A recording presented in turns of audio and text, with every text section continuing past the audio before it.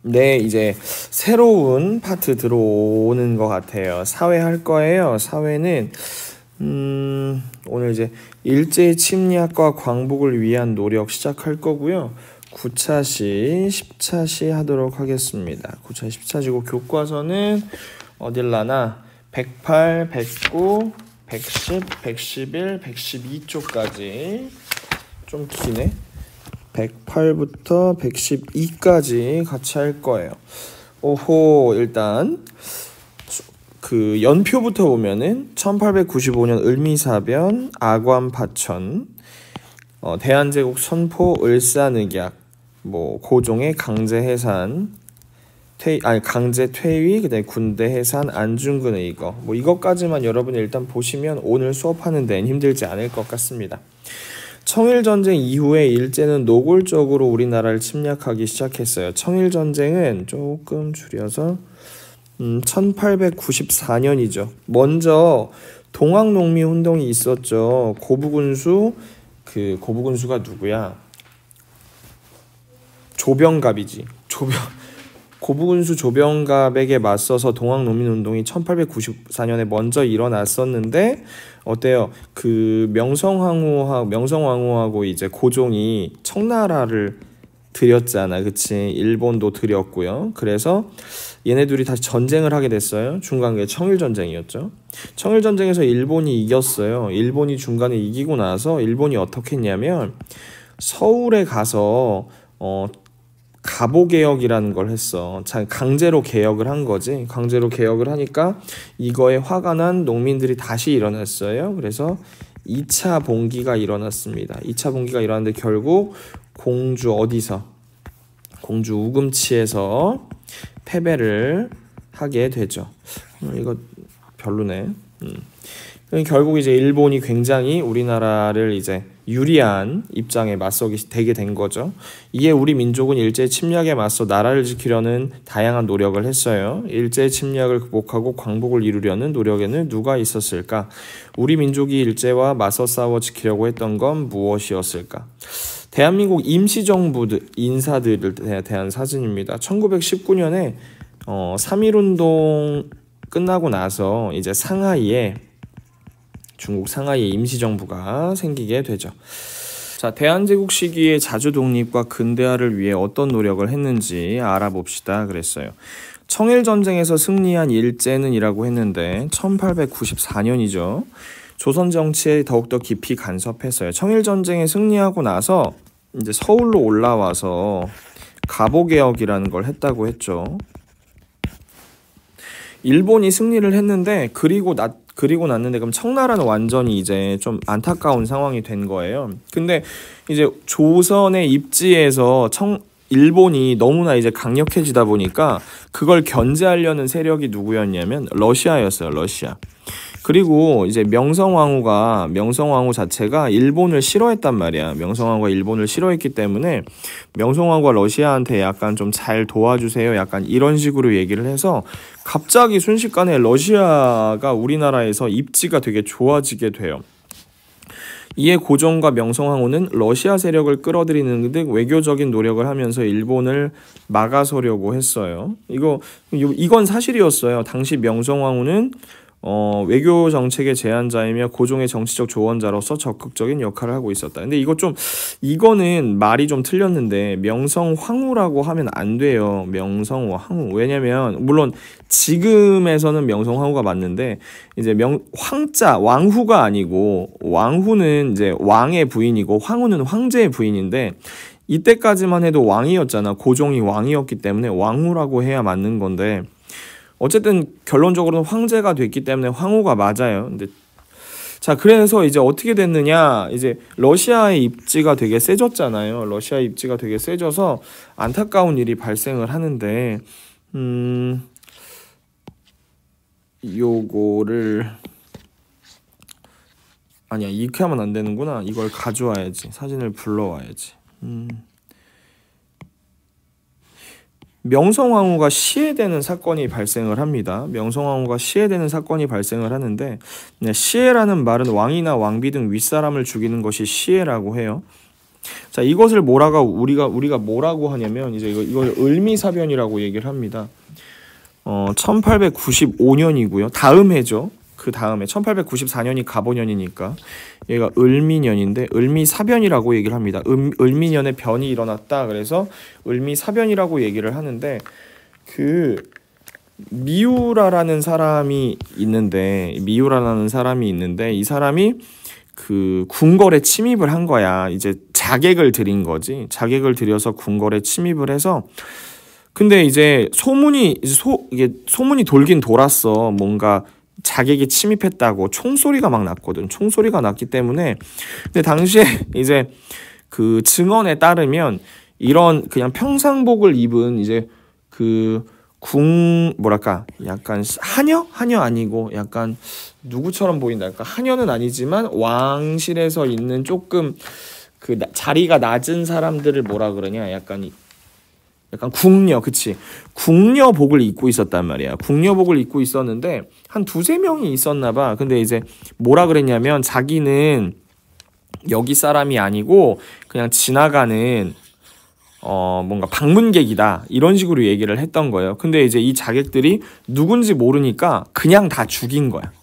근데 이게 혹시 아시는 분 있겠지만 조수미 씨의 나 가거든 뮤직비디오에 보면은 거기에 뭐라고 어떻게 나와 있냐면 그 이미연 배우가 갑자기 자기가 등장을 하더니 내가 조선의 국모다 어쩌고저쩌고 하면서 죽었다고 얘기를 하는데, 그건 사실이 아닌 것 같고, 어쨌든 목숨 사는 게, 목숨이 제일 중요하잖아. 그래서 이렇게 좀 허무하게 죽게 되죠. 그리고 나중엔 알아요. 이 자객들은 얼굴을 몰랐지만 나중에는 명성황후를 죽였다는 걸 알게 되기 때문에 어떻게 하냐면 이 시신을 불에 태웁니다. 시신을 불에 태워서 그 증거를 없애려고 하죠. 증거를 없애고 나중에 재판을 받지만 증거 불충분으로 다 풀려나요. 좀 굉장히 안타까운 일이죠.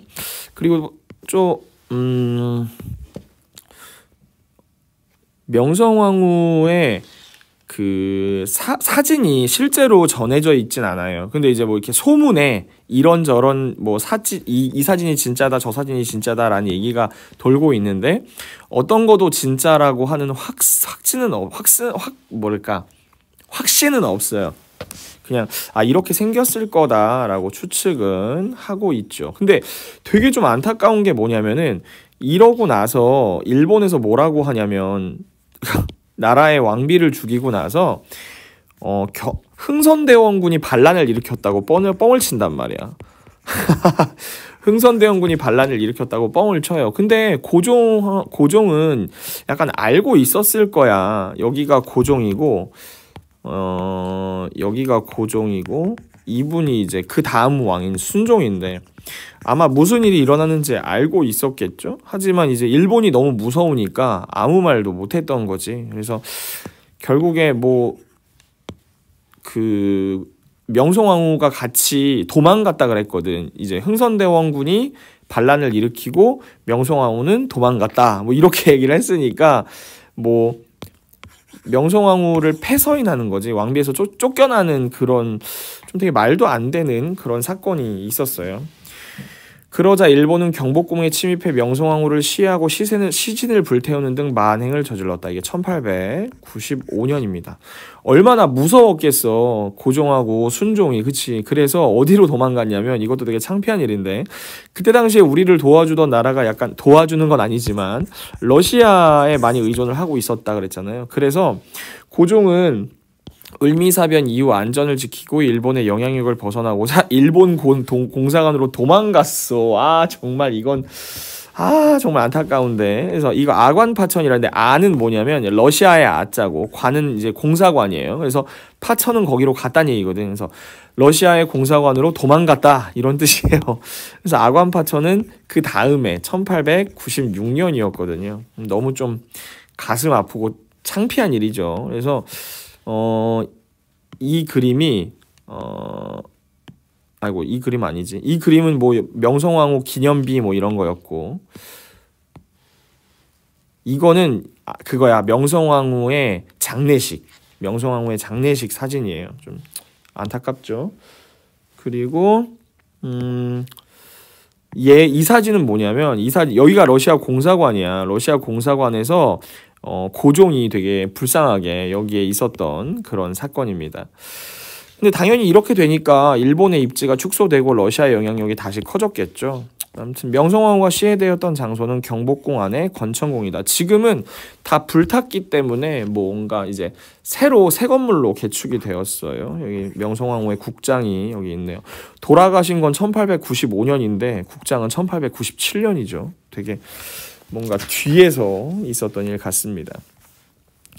서양의 여러 나라들이 간섭이 심해지고 있었던 이때, 그러니까 러시아뿐만 아니고 뭐 미국이나 프랑스나 이런 나라들도 우리나라를 너무 탐을 낸 거지. 조선 정부는 조선이 자주국임을 알리고 백성을 단결시킬 필요를 느꼈어요. 서재필 혹시 기억나요? 이 사람이 갑신정변에 참여했던 사람이에요. 갑신정변 당시에 몇 살이었어요? 19살이라고 선생님이 얘기했었죠. 미국으로 도망갔었거든. 미국에 도망가서 공부를 하고 왔어요. 약간 똑똑해졌거든. 한국에 들어와서 뭘 만드냐면 독립협회라는 걸 만들어. 독립협회라는 걸 만드는데, 그리고 또 여러분 있잖아요.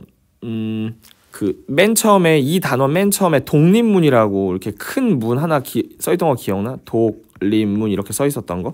원래 이 앞에 영은문이라고 있었는데, 이 영은문은 청나라 사신들 들어오는 자리였단 말이야. 이거 허물고 이 독립문을 세운 단체가 독립협회야. 그리고 독립협회에서 발행한 신문이 독립신문이 되는 거죠. 그때만 해도 오른쪽에서 왼쪽으로 읽었었어요. 정부의 지원으로 독립신문을 창간해 나라 안팎의 소식을 백성에게 알리고 자주 독립을 강조했습니다. 이에서 정부의 관료와 개화파 인사를 참여하는 독립협회가 설립이 되죠. 독립협회, 독립신문, 독립문 이거 세트로 알고 계시고, 독립협회는 자주 독립의식을 고취하고자 청나라 사신을 맞이하던 영은문 이거를 허물고 독립문을 세우죠. 자, 만민공동회는 뭐냐면 약간 토론회 같은 건데, 여기는 약간 1894년에 갑오개혁 있었잖아요. 갑오개혁 때 신분제가 폐지가 돼. 신분제. 그럼 우리나라는 드디어 신분제가 없어졌지. 근데 갑자기 신분제가 없어졌어도 쌍놈은 그냥 쌍놈이고 양반은 그냥 양반이었단 말이야. 근데 만민공동회에서 약간 신분이 낮았던 사람들도 자기의 그런 의견을 말할 수 있는 그런 토론회를 열었어요. 그래서 누구나 자기의 사회 문제에 대해서 자기의 생각을 말할 수 있게 했어요. 고종이 1896년에 아관파천으로 러시아 공사관에 머물렀죠. 근데 사람들이 하도 쪽팔리다 창피하다 얘기를 하니까 1년 만에 돌아왔습니다. 덕수궁으로 돌아왔어요. 1897년이겠죠. 그런데 이제 돌아오고 나서 뭔가 결심을 한 거지. 고종이 빠밤 결심을 크게 하고 환구단이라는 곳에 와서, 지금 이거 아직 서울에 있는데 조선일보사인가 조선호텔인가 그 근처에 있거든요. 황제로 즉위를 했어. 황제. 그래서 1897년에 우리나라가 이름이 바뀌어요. 조선에서 뭐라고 바뀌냐면 대한제국으로 바뀝니다. 대한제국으로 바뀌고 이제 고종 황제겠지? 고종 황제가 되었고, 명성왕후도 명성황후가 되었죠. 명성황후가 된 거예요. 대한제국을 선포를 했습니다. 여기가 이제 환구단이라는 장소예요. 환구단. 뭔가 조금 멋있게 생겼지? 환구단이라는 장소입니다. 대한제국은 여러 사회에 걸쳐서 근대적인 개혁을 추진하긴 했어요. 그래서 외국 신식학교나 뭐 병원이나 뭐 이런 것들을 많이 설립을 했습니다. 여러분들 뭐 광해원 이런 병원 들어봤을 거예요. 그렇죠? 이런 것들이 다 이때 당시에 세워진 병원이었고, 그리고 선생님이 이거 사진을 불러왔는지 모르겠는데, 이 사진 안 찍어놨네. 이때 당시에 이제 에디슨이 그 전구를 개발했잖아. 그래서 경복궁에 전등이 들어옵니다. 신기하지? 전기불이 들어와요. 전기불이 들어오게 됩니다. 당시에. 근대 시설을 마련하고 공장과 회사 설립을 지원하고 외국의 유학생들을 파견하고 이제 인재를 양성을 합니다. 근데 이 왕이 그러니까 되게 신분제가 중요했던 거야. 그러니까 이게 자기는 고종 황제다 이거지. 그러나 대한제국의 황제의 권리를 지나치게 강화했으며 국민의 권리를 제대로 보장하지 못했다. 이걸 이제 뭐라 하냐면 구본 신참이라 그래. 이게 뭐냐면 구본, 옛날 거를 근본으로 해서 새로운 걸 참고한다. 약간 이런 뜻이란 말이지. 그러니까 아무리 개혁을 하려고 해도 자기가 전지전능한 황제니까 이건 제대로 된 효과를 발휘하지 못했겠죠. 그래서 대한제국이 추진한 근대적인 계획의 의의라는 것은 뭔가 되게 근대 시설을 이제 많이 들였잖아요. 근대 시설을 많이 들였으니까 이거는 이제 교육 같은 거 했던 거는 되게 좋았지만, 하지만 신분제의 한계가 있었죠. 그렇죠? 자기가 황제잖아. 황제니까 당연히 그렇겠지. 고종이 환구단에서 즉위식을 한 까닭은 무엇일까? 환구단이라고 하는 것은 고종이네. 키가 되게 작았어요. 황제가 하늘에 제사를 지내려고 둥글게 쌓은 제단이래요. 근데 제천내라는 것은 원래 옛날부터 싱해졌으나 조선 초에 중국과의 관계를 고려해 제천내를 할 수 없다. 그러니까 우리가 왜냐하면 중국의 눈치를 봤다는 거지. 약간 명나라의 사대 관계였잖아. 그러나 고종은 대한제국 황제로 즉위하면서 제천내를 했다. 이게 자기들이 뿜뿜하다고 얘기를 하고 싶었던 거지. 이로써 고종은 대한제국이 중국과의 사대 관계를 청산하고 서양의 여러 나라들과 일제 간섭에서 벗어난 자주 독립꿈을 상징적으로 보여주려고 했지만 나라가 워낙 약하니까 이게 효과가 있었겠냐고. 좀 안타깝긴 하죠. 대한제국 시기에 변화된 서울거리 탐색하기입니다. 근대 문물 수용으로 변한 서울거리 모습을 알아봅시다 했습니다. 대한제국은 도로를 넓히고 전기를 이용한 전등과 전차를 들였어요. 여기 잘 보면 여기 이제 길이 있잖아. 이게 전차 길이에요. 그래서 서울거리는 이전과는 좀 많이 달라졌다라고 하는 것이. 그리고 여기 보면 이게 이게 전봇대라고 하지. 그러니까 전신주가 세워진 거야. 그래서 전기가 들어오면서 불빛이 생긴 것이죠. 약간 이 독립신문을 한번 볼게요.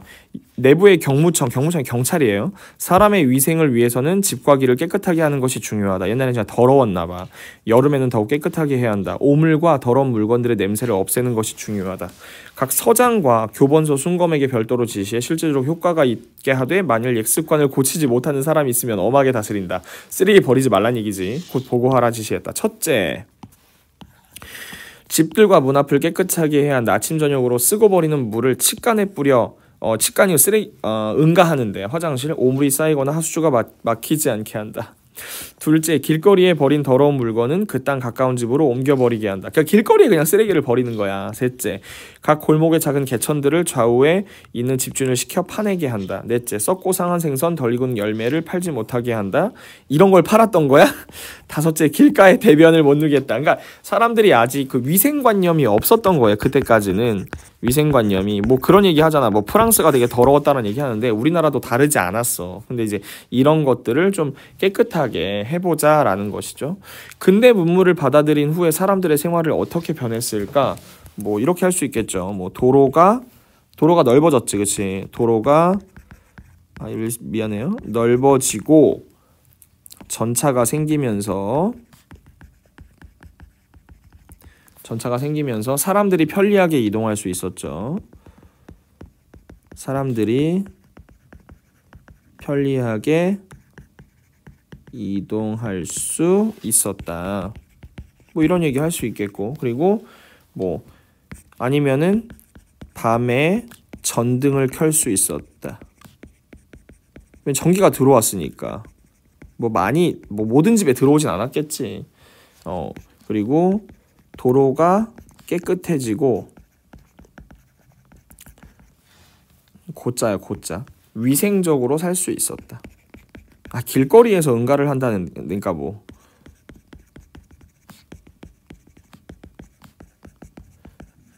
이렇게 쓰면 될 것 같습니다. 다음 시간에는 어떤 거 하냐면 다음 시간에는 을사늑약에 대해서 배우네요. 가슴 아픈 내용이 나옵니다. 우리 오늘 여기까지 하고요. 다음 시간에 계속 이어서 하도록 하겠습니다. 인사하고 마칠게요. 안녕.